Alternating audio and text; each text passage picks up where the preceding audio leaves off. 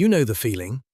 You moved out, finished school, started the job, maybe even got married, and somewhere in the middle of doing all the things that were supposed to make you an adult, you quietly started wondering when you'd actually feel like one. No one ever told you that day arrived. You just kept waiting for a signal that never came, half convinced the problem was you. Not enough confidence, not enough clarity, not enough figured out. Here's the strange part. Your ancestors knew this exact feeling by name, and they built something to end it. A real, physical, communal act designed to close the door behind you. In a moment, you'll see the three-part structure they used, and the missing piece almost nobody gets today. But by the end, you'll understand something sharper still. Why the ritual didn't just get shortened over time, it got quietly amputated, leaving you stuck in the one stage it was never meant to hold you in. Picture for a second a young person leaving their family's hut before dawn. Picture a young person leaving their family's hut before dawn. No one says goodbye casually. There's a ceremony for the leaving itself, a separation, deliberate and marked. That's stage one of what the anthropologist Arnold van Gennep called a rite of passage, back in 1909. He noticed something almost every studied culture shared. Initiation isn't one event, it's three: separation, threshold, return. You were taught the middle part exists, the awkward in-between stretch. What you probably weren't taught is that the ancients built an ending for it, a hard stop, a door that actually closed behind you. That middle stretch has a name too. Victor Turner, decades after Van Gennep, called it the liminal stage, from the Latin limen, meaning threshold. You're neither the child you were, nor the adult you'll become. In many cultures, this stage was physically contained. A seclusion hut, a journey into unfamiliar land, a vision quest with a set number of days. Liminality wasn't left open-ended. That would have been considered dangerous. Elders watched the calendar. The community held space, but only for so long. Ask yourself, when was the last time anyone in your life marked a threshold as temporary? Here's the part modern life quietly dropped. The threshold stage was never meant to be a resting place. It was meant to be crossed. So the ancients built a third act, Incorporation. The initiate returns, often with a new name, new markings, new clothing, sometimes a scar chosen on purpose. The community reabsorbs them, publicly, unmistakably. Everyone present now treats that person differently, starting that day. There's no ambiguity left to carry home. You knew, beyond doubt, that you had become someone else. That certainty is the entire point, and it's exactly what's missing from how you were raised. Now look at your own life. Somewhere you had a separation, maybe leaving home, a graduation, a first job. But where was your incorporation? Who told you, in a way your whole community accepted, that you had arrived somewhere new?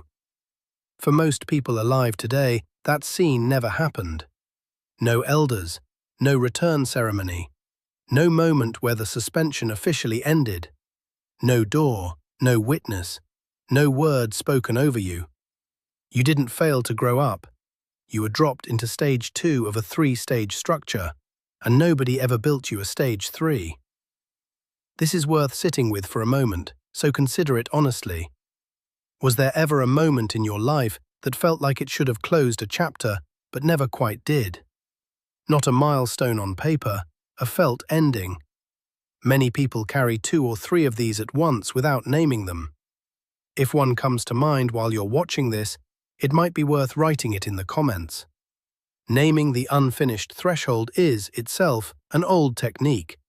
The first thing many rites of passage required before the return could even begin. Anthropologists studying foraging and small-scale societies have documented this pattern again and again across unrelated continents and unrelated centuries. The details differ: a hunt, a scarification, a period alone in the bush. But the shape repeats. Separation, bounded threshold, public return. The specifics were local, the structure was universal, which raises an uncomfortable question about the world you actually live in. What happened to the third act? Why did the return get quietly removed while the separation and the suspension stayed fully intact? Here's the turn. Industrial and post-industrial life didn't eliminate liminality, it just stopped closing it. School doesn't end with a community declaring you an adult.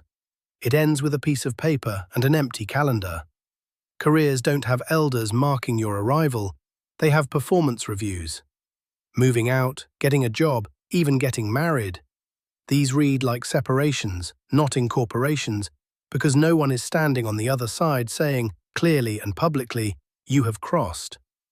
The ritual container broke in the middle. You've been living in the threshold room this entire time, waiting for a door that was never built.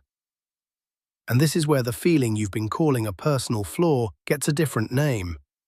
Turner noticed something else about extended liminality. People trapped in it long past the intended time don't feel free. They feel destabilized. Outside status, outside belonging, outside a fixed sense of self. That's not a flaw in your character. That's the documented, cross-cultural effect of an unclosed rite. Your ancestors feared this exact state enough to build entire ceremonies around preventing it. You inherited the danger without inheriting the safeguard. So what did the safeguard actually look like in practice? Almost never something private. The return was witnessed, deliberately, by people whose opinion mattered to the initiate. In most documented cases, a person rarely incorporates themselves alone. That's largely why it was a communal act in the first place. The ancients understood that identity isn't just felt internally, it's confirmed externally by others treating you as already changed. That single insight is the missing ingredient in most modern attempts to find yourself alone in a room. You're not missing a personality trait, a career, or enough self-confidence. You're missing witnesses to a threshold you already crossed. That's less a verdict on who you are and more a way of seeing your situation differently. A missing structure, not a missing self. Your ancestors would have looked at your suspended feeling and diagnosed it instantly. Unfinished rite, missing return. Maybe the next step isn't more searching. Maybe it's naming the crossing out loud to people who can actually witness it. What threshold are you still waiting for someone to acknowledge? That might be worth saying plainly in the comments below.